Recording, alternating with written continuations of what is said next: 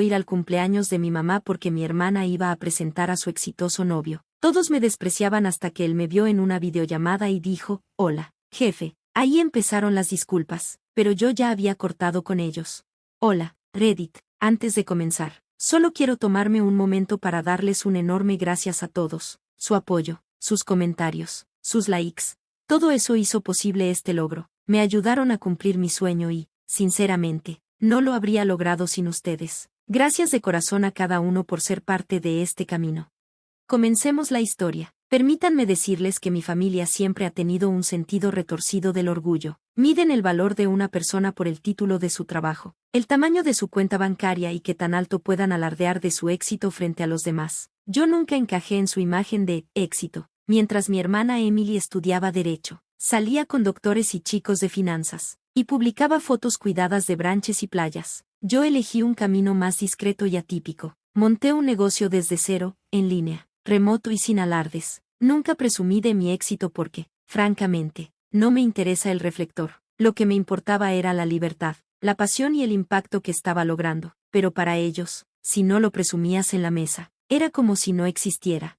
El mes pasado recibí una llamada de mi papá. Me informó, no me invitó. Solo me informó que no sería bienvenido en la cena de cumpleaños de mi mamá. ¿La razón? Emily llevaría a su nuevo novio, un gran tiburón en el mundo de las finanzas, y querían que todo fuera perfecto. Según él, mi presencia, informal, podría arruinar el ambiente. Me quedé en shock, no dolido, no enojado, solo en shock. Era el cumpleaños de mi propia madre y me dejaban de lado porque no encajaba en la imagen que querían mostrar. Pregunté si mamá sabía de esa decisión. Él se desentendió, murmuró algo de menos drama, y colgó antes de que pudiera decir nada más. Ni siquiera me molesté en llamarla después. Estaba claro que o bien ella estaba de acuerdo o no tuvo el valor de defenderme. Durante años me habían tratado como el menos logrado de la familia solo porque no hablaba de mi negocio ni llegaba a la casa con un reloj de diseñador o un currículum brillante. Siempre asumieron que yo estaba en busca de algo. Mientras tanto, dirigía un equipo de 35 personas. Atendía clientes internacionales y facturaba 7 cifras al año. Pero nada de eso importaba porque no lo gritaba a los 4 vientos. Así que me quedé en casa esa noche, solo. Me hice un filete, serví una copa de vino e hice una reunión de estrategia nocturna con uno de mis líderes de proyecto por videollamada. A mitad de la charla, recibí una llamada de FaceTime de mi primo Ryan. Ryan siempre ha sido tranquilo. Nunca se ha dejado llevar por las tonterías de la familia. Me dijo que estaba en la cena de cumpleaños y que le parecía una tontería que yo no estuviera invitado. Me sugirió, solo por diversión, que saludara y saludara desde el fondo. Accedí, más por la broma que por otra cosa.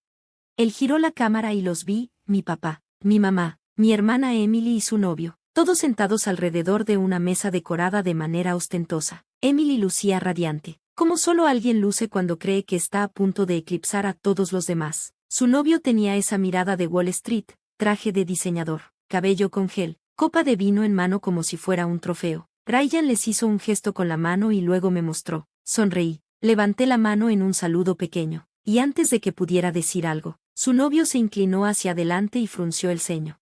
Un momento, dijo, mirando la pantalla. ¿En serio eres tú? Todos se quedaron confundidos. Y luego él dejó caer la bomba. Hola, jefe. Silencio total. Empezó a reír y agregó, no sabía que eras familiar de, bueno, mi nombre, hombre. He seguido tu trabajo durante años. Tú eras la razón por la que me metí en este mercado en primer lugar.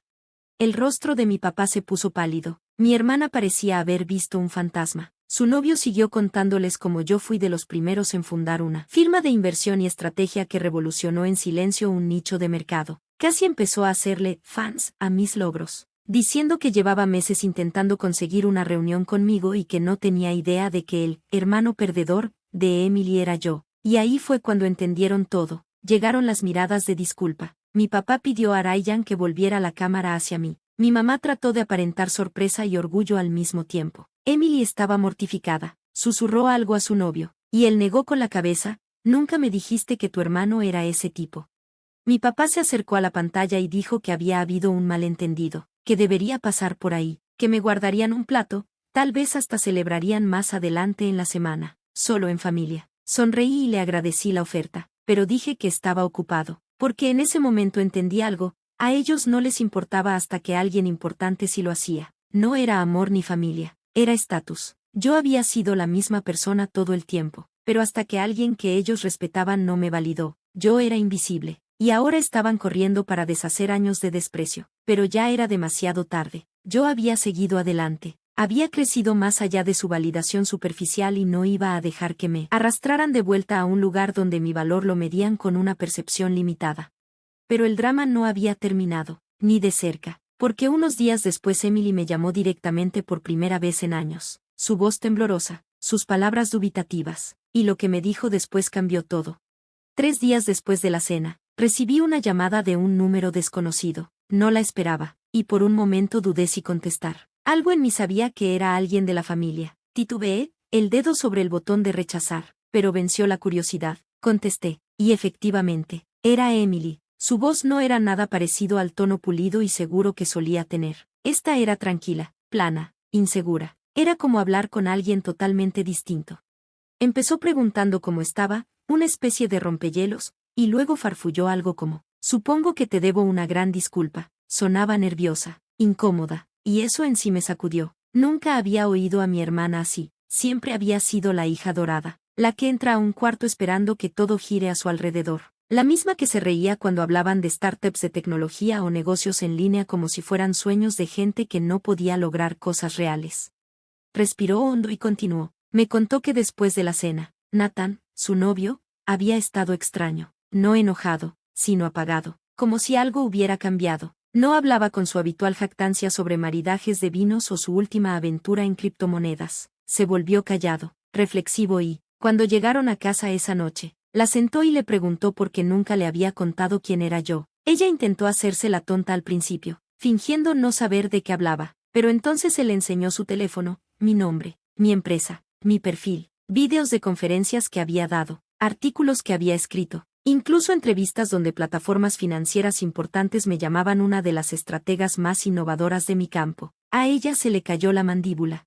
Nathan le dijo que seguía mi trabajo desde hacía más de 2 años. No tenía idea de que estaba saliendo con la hermana de ese tipo. Le soltó en seco que si era capaz de minimizar a su propio hermano solo para pintar a la familia como un ejemplo perfecto de éxito, ¿qué más podría ocultar en el futuro? Algo que le quedó grabado fue: si eres tan fácil para borrar a alguien que no comprendes, ¿cómo sé que no me borrarás a mí algún día? La voz de Emily se quebró al contarlo. Dijo que Nathan se fue esa noche, no enfadado, sino con una tristeza definitiva, como si ya hubiera tomado una decisión. Le dijo que necesitaba tiempo para pensar, que quizá no eran tan compatibles como ella creía. Para cuando llegó a ese punto, ella ya estaba sollozando. Me quedé en silencio, no sabía qué decir. Parte de mí sintió compasión, pero otra parte sabía que esto era el peso de años acumulándose, años en los que ella me había menospreciado, me había descartado en las conversaciones, y había llamado mis proyectos cosas de Internet. No esperaba que su caída fuera tan fuerte al chocar con la realidad, pero la vida tiene formas curiosas de alcanzarnos con las historias que nos contamos. Me pidió, me rogó, que hablara con Nathan para explicarle que no quiso mentir, que simplemente no sabía cómo hablar de mí sin sonar falsa. Dijo que pensó que a él no le importaría porque yo no era corporativo como él. Solté una risa amarga. ¿No corporativo? ¿En serio? Yo tenía más corporaciones colaborando conmigo que ella recomendaciones en LinkedIn. Le dije que no hablaría con él, no por crueldad, sino porque estaba harto de limpiar sus desastres. Durante años había sido la vergüenza que tapaban, el personaje secundario de su historia de prestigio. Nunca me preguntaron nada a menos que necesitaran algo, y ahora que alguien más me veía, querían reescribir la historia. Ella guardó silencio después, las lágrimas cesaron, su voz cambió. Ven ahora, dijo, había entendido, y luego añadió algo que no esperaba: mamá lloró después de la llamada, después de que Nathan me reconociera, después de todo. Ella se quedó en silencio mucho tiempo, luego se fue a su cuarto, dijo que se sentía avergonzada, que no sabía cómo volver a mirarme. Eso me dolió un poco, porque en el fondo siempre creí que mi mamá solo seguía el juego de papá, que se mantenía callada por costumbre, pero saber que sí sintió algo me hizo más difícil aferrarme a mi enojo. Aún así, no borró años de silencio, ni la forma en que me dejaron de lado como si no importara. Al día siguiente recibí un correo de mi papá, formal, casi como un memorándum de trabajo. Lo tituló Sinceras disculpas y una petición para reconectar. Casi me reí. En su interior derramaba una disculpa cuidadosamente elaborada. Decía que me había equivocado, que pensó que yo estaba perdido o desperdiciando mi potencial, que nunca entendió lo que hacía porque no lo explicaba en términos que él pudiera comprender. Dijo que ahora se daba cuenta de que su definición de éxito era estrecha y quizá incluso equivocada. Dijo que quería reconstruir, enmendar, empezar de nuevo como familia. Incluso sugirió una cena, solo los 5, y que le gustaría escuchar de primera mano sobre mi trabajo. No respondí, no para castigarlos, sino porque finalmente, por fin, encontré paz fuera de su aprobación. Había construido una vida que no necesitaba sus aplausos. Me rodeé de gente que vio mi valor antes de que fuera evidente. Y ahora, después de haber sido invisible tanto tiempo, no quería volver a ser visto solo porque alguien apuntó un reflector en mí. 2 semanas después, Ryan me testeó y me dijo que Nathan terminó con Emily. De verdad, sin pausa, sin tiempo para pensar, simplemente cortó. Dijo que ella estaba destrozada y que mis padres trataban de consolarla, pero todo ya estaba fracturado. Su imagen dorada se había agrietado. Su narrativa perfecta no resistió cuando la realidad llamó a la puerta.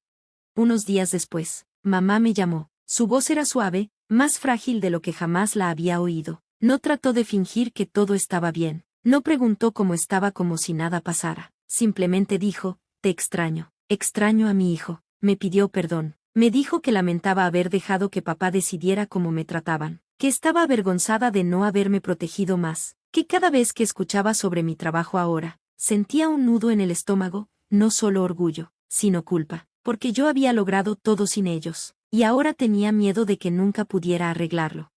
No grité, no la culpé, solo le dije la verdad, ya no estaba enojado. Había llorado a la familia que nunca tuve, y ahora tenía algo mejor, un verdadero sentido de mí mismo, paz real, conexiones auténticas. Le dije que la amaba, pero que no podía retroceder. No iba a sentarme en una mesa donde antes era el chiste solo porque ahora fuera la atracción principal. Ella lloró, la dejé. Hablamos 10 minutos más. No intentó cambiar mi decisión. Creo que supo que no podía. Ese fin de semana organizaron otra reunión familiar, una barbacoa. Claro que me invitaron. Papá me llamó personalmente para decirme que me guardarían un lugar. No fui, en su lugar. Me fui de viaje improvisado de fin de semana con mi equipo. Celebramos haber alcanzado un gran hito. Reímos. Brindamos y brindamos por el futuro. Al día siguiente le mandé flores a mi mamá, un ramo sencillo con una nota hecha a mano. Sin rencores, solo estándares más altos. Gracias por ver. Si te gustó este video, no olvides darle like, comentar y suscribirte para más historias increíbles. Activa la campanita de notificaciones para no perderte ninguna actualización. Nos encanta leer tus comentarios. Así que comparte tus pensamientos abajo. Nos vemos la próxima vez. Cuídate.